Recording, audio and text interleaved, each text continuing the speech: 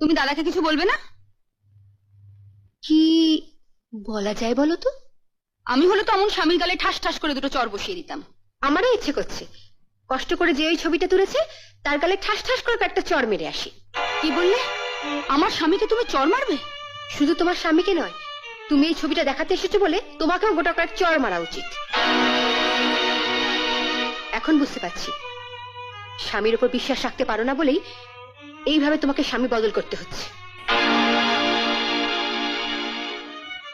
এবার পারো তো চরিত্রটা বদল করো, তাহলে ভবিষ্যতে স্বামী বদল করতে হবে না।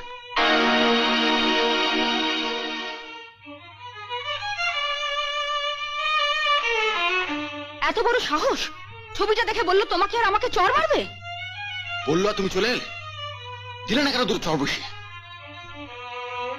শোনো, দাদা বেরিয়েছে, ফিরে এলেই তুমি ছবিটা দেখিয়ে কৈফিয়ত চাও।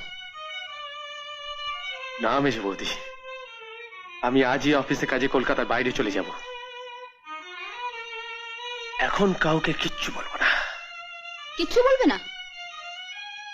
বলবো, এখন কোপটা মারলে সেলাই করার সময়টা পেয়ে যাবে।